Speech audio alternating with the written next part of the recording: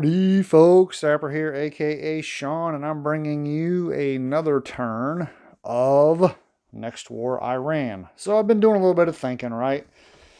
It's getting to that point in the game where you're like, all right, things have gotten to a point where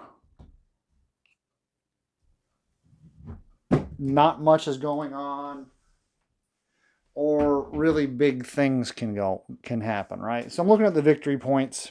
Right now we are sitting at the Allies have 152 and the Axis powers have 159. The Allies are getting 16 points per turn because of the captured facilities in the Persian Gulf that are on the islands of Lavon and Syria, which are over that way. The Axis powers are getting 10 points. Did I do that right? So 2, 4, 6, 8. Oh, they're getting 10 points a turn. So, or excuse me, 8 points a turn. Just for both of these sides are getting those victory points just for occupying the petroleum facilities, not for any casualties or combat or anything like that. So if the Allies don't do anything, then I will net 8 points per turn. I think I calculate. You know what? I calculated it all wrong. They'll net basically. They're going to net 8 points per turn. There are 8 turns left, so that's a total of 64 points. So I actually did my math wrong. So what did I say? 64, right? 8 times 8 is 64? I believe it is. So let me just double check. 2, 4, 6, 8. Yes. Correct. So that math is a little bit different then. So 152 plus 64 equals 216 minus 159 equals a 57-point differential. So that doesn't change anything. So it's still a marginal. Plus 57. All right. So this is what I'm getting at. Even though my math was wrong, it's still the same victory level. So I was going to do an amphibious assault over here to try to capture this facility. Well, the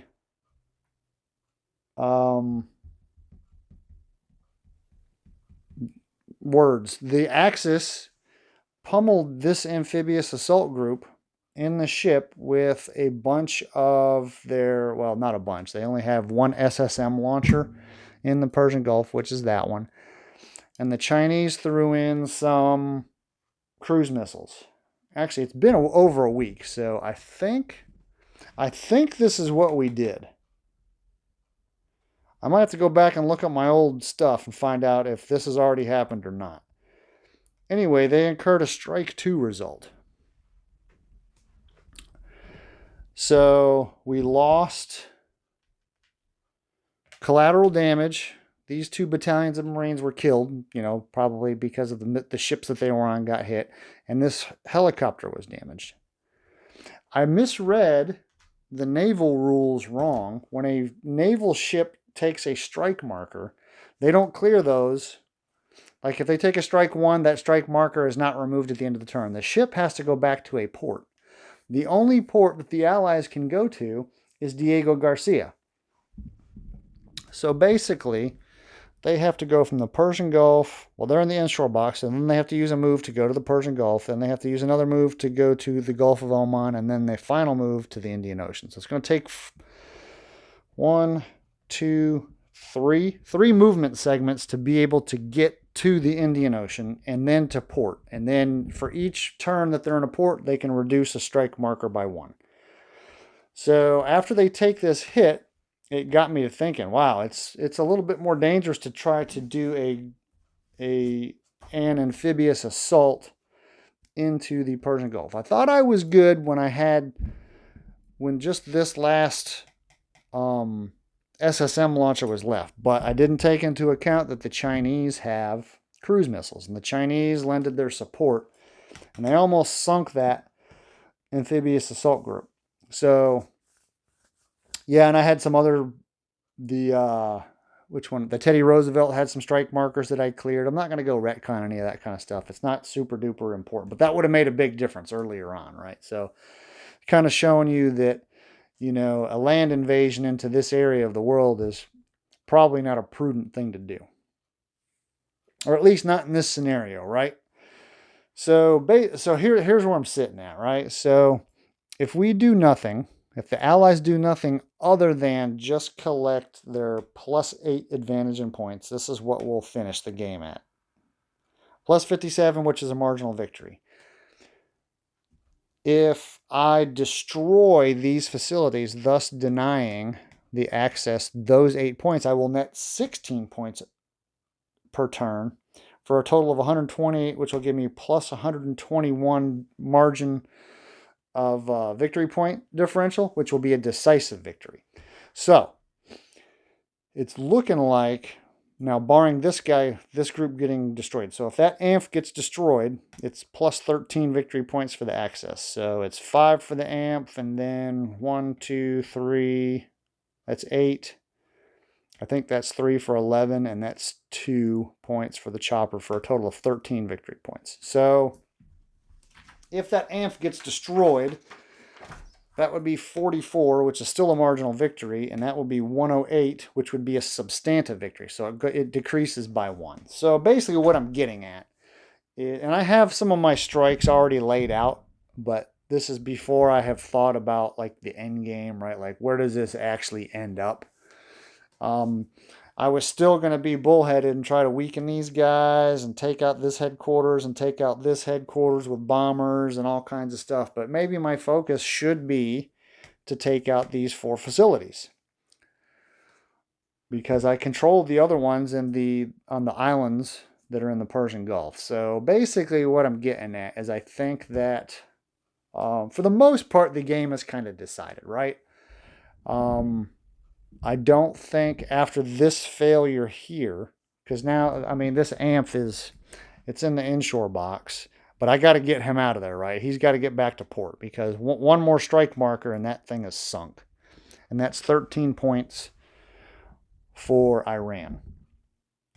Now, obviously, in the real world, if, the Iranian/Chinese sunk an amphibious assault group in the Persian Gulf, again, a huge moral victory for them, right? Regardless of whether or not they actually were to win the war. Like, there's, how many is this? This is 1, 2, 3, 4, 5, 6 battalions of Marines and whatever their air wing is, their helicopter air wings are called. So, and, all the ships, the amphibious assault group, all the ships that were involved in that, that's a huge moral victory, right? So, I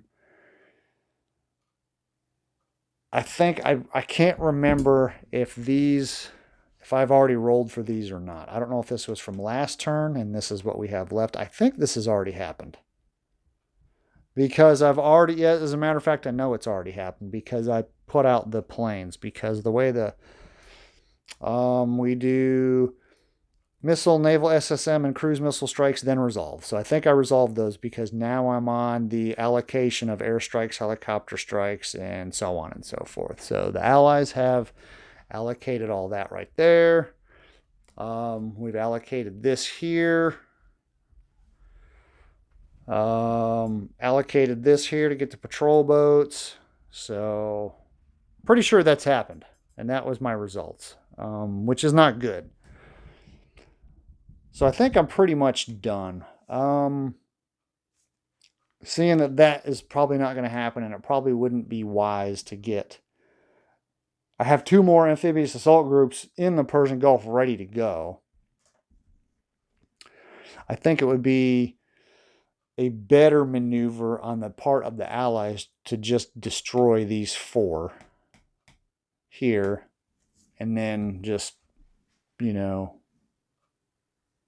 grind, work, like let the clock run down the clock. That's really all I would do.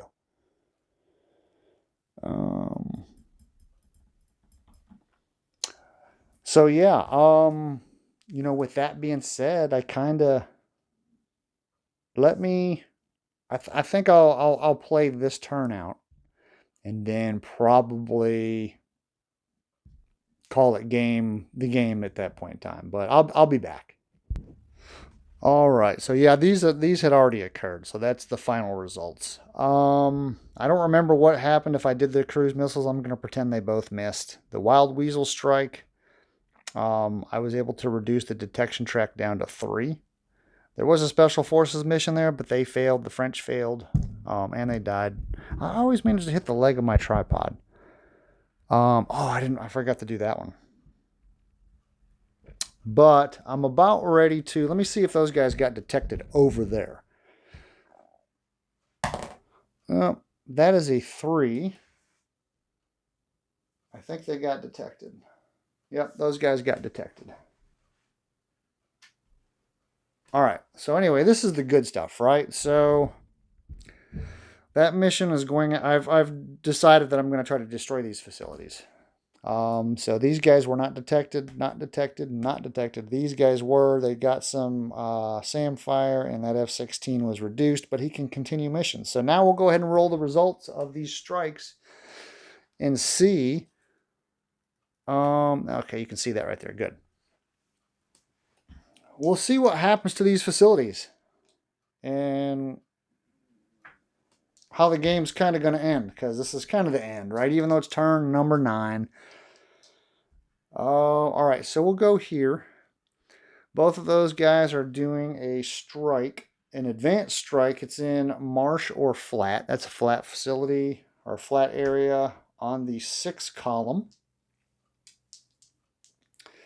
We will do a -2 because of the pilot ratings. So if you look really carefully, each pilot has a rating of -2. These are actually my good pilots for those B-52s. And I think that's it.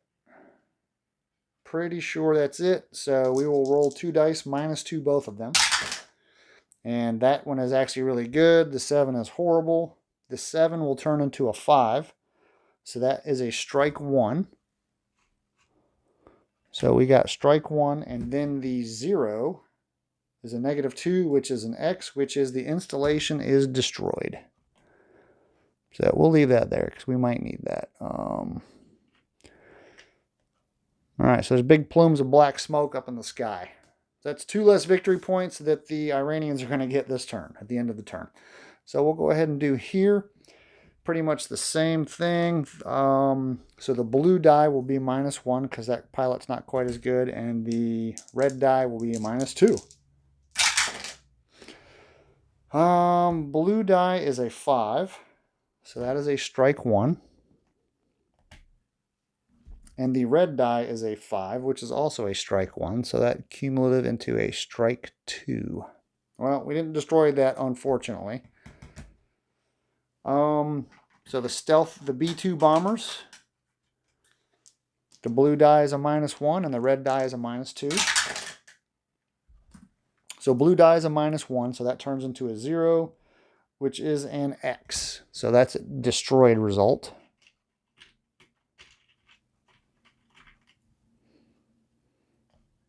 Boom, got that. And then we will go here. So the blue die is a -2, so we'll roll that one first.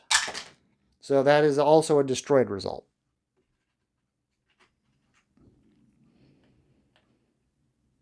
All right, so what does our calculus look like now? So at the end of the turn, the Iranians will get 2 victory points for the 1 facility that they can actually claim oil money from, right? So they'll get 2 victory points, and I will get a total of 16. So basically, I'm going to net 14 points. Now, according to the game specific rules, these facilities cannot be rebuilt using supply points. So once they're destroyed, they're gone. So I'm going to get a minimum of 14 points per turn for the next. I don't think you get points for destroying those either.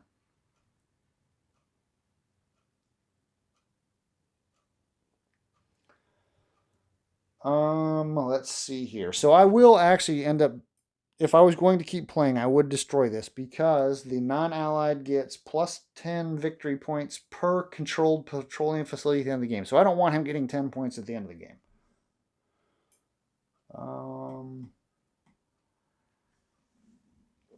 All right, so 14 per turn, clear. 14 times 8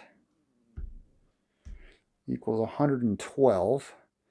Plus 152 equals 264 minus 159 equals 105. Where are my rules? My rules books are always in the most inconvenient spot. 105 victory points. That would be a substantive victory on my on my part. So that is one below decisive. That's if I don't blow anything else up. So I do have other options, right? Like I think honestly, my best bet, just by looking at all the ground forces that the Iranians have, there's so much stuff here, right? Like I have the 25th, which those guys there can only be moved by sea transport because they are mechanized brigades. So these guys can, well, these guys here can be, actually these guys can be air assaulted. I don't think these guys can because they have to have the yellow. They might be able, I don't remember. But anyway, so there's 2 brigades. These guys can be moved to occupy some ground. These guys can be moved to occupy some ground. And then I could probably pull off a brigade from each of those. So what are we looking at? We're looking at 1, 2, 3, 4, 5, 6, 7 brigades. And we would want at least one of these headquarters to go with it. Because the way the U.S. forces work is any divisional headquarters can support any brigade, right? Like that, they have that interoperability to where this headquarters can even support 82nd guys, right? So for supply purposes and all that kind of stuff. So I'd want one headquarters over there. So what? 1, 2, 3, 4, 5, 6, 7 brigades tops and a brigade headquarters. I do have 2 Muse Marine Expeditionary units that I might be able to get landed, but it's risky, right? So, but can those light brigades take on all of this? Because if I landed somewhere, these guys are going to obviously move to respond, right? And then we've got units up here, we've got units over here. So wherever I land is going to be like a magnet. So I honestly think that a ground invasion of anything in Iran would be a not very good idea. And then we got all these guys over here too. So, I mean, there are so many Iranian, we've got this division. I mean, yeah, they're leg infantry, but yeah, all this stuff is leg, but it doesn't matter. There's so much of it that I don't think that I would be able to gain a foothold anywhere here. And I mean, and then we've got these commandos. I mean, they're not the strongest dudes in the world, but you know, it doesn't look good for the Allies to try to invade anywhere in Iran. This is the real scary stuff because we've got armor. You know, we've got an entire armored division right here. And that's not a division, that's corps, right? Is that corps? What is that? That's southwest. I think that's a corps. Let me see if I can see my... nope, not there. It is... there it is right there. I just saw it. Yeah, that's a corps. So we've got an entire corps worth of armor right here. What is under that? And I mean, yeah, so if I was able to get any kind of ground forces on the island of Keshem or Abbas, is that Abbas? Bandar Abbas, we've got all kinds of just angry Iranians that would hightail it east to make sure that didn't happen. So I think a ground invasion is kind of out of the question. I do have the ability. I'm not going to worry about this patrol boat. I do have the ability to take out more nuclear reactors. I believe those.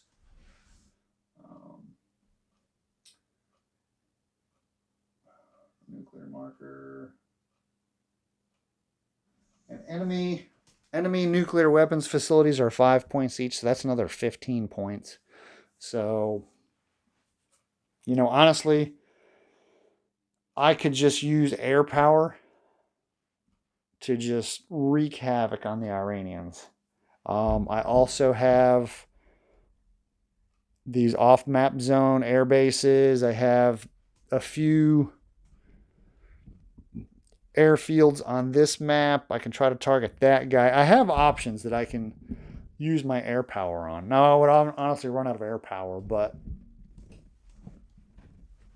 the Iranians and the Chinese, I mean, they're hurting, right? Like, this guy is step lost. All these guys are step lost. This whole stack is step lost. So the Axis powers aren't going to be putting up a humongous fight in the skies. So that will allow me to just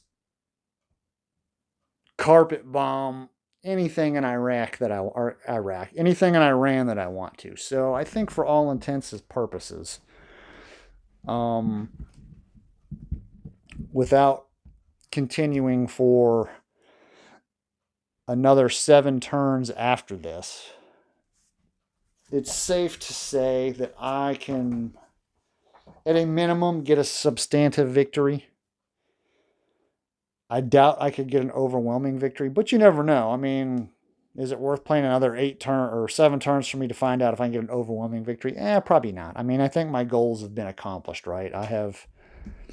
I've captured 4 facilities in the Persian Gulf,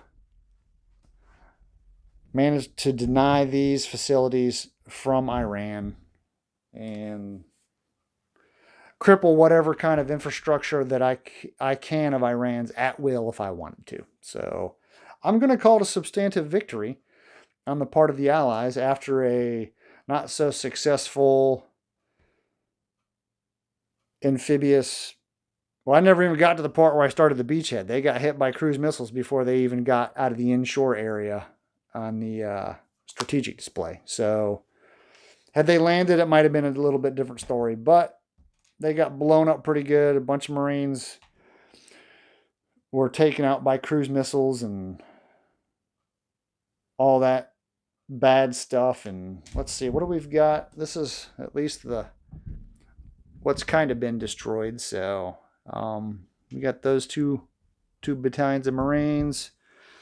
We did get the Chinese Surface Action Group, which I should have put back on the general records track 4 turns later. So another SAG would have arrived in 4 turns. But so those are basically the losses for both sides. So my thoughts on Next War Iran. I really like it. I think it's a great addition to the Next War series. I think it's a long needed one, especially, I mean, this area of the world has been